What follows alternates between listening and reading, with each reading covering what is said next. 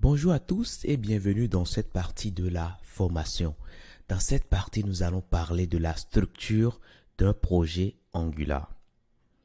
Alors, dans un projet Angular, on a ce que nous appelons un module. En gros, c'est l'élément qui va servir de conteneur aux briques logicielles que vous allez créer dans votre application.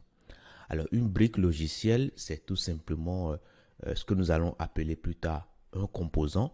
Donc, ce sera tout simplement une partie spécifique de votre document web qui sera simplement chargé de faire également une action spécifique.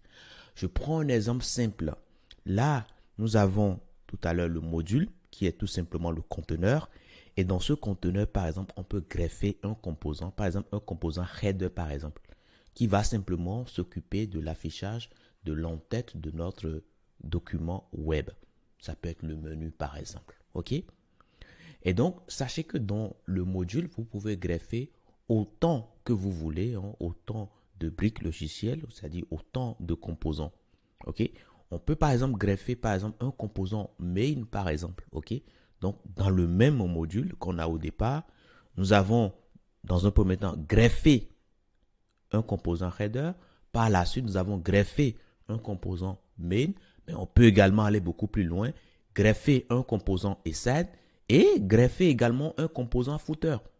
Et là, notez que on n'est pas du tout limité. On peut encore aller plus loin et peut-être greffer un composant dans le composant main, greffer un deuxième composant également et aller encore beaucoup plus loin, greffer un composant encore dans la partie main.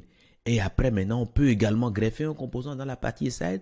On peut aller encore plus loin, encore plus loin. OK? Donc, voilà la façon dont se présente un projet Angular. 1. Nous avons le conteneur qui permet de garder les briques logicielles. 2. Nous avons les briques logicielles qu'on appelle également des composants. Et ces composants-là, ils sont réalisés pour pouvoir être utilisés après. OK? Et leur utilisation, on les pose là où nous avons envie de les avoir, tout simplement. OK? Et dans l'exemple de ce que nous avons ici, nous avons seulement un module et à l'intérieur, nous avons pas mal de composants. OK? Donc, voilà un peu la façon dont se structure un projet. Dans la prochaine partie, nous allons toucher du doigt la pratique. Je vous montre le module. Je vous montre également le composant dans le projet que nous avons initialisé. Je vous dis merci et à tout de suite.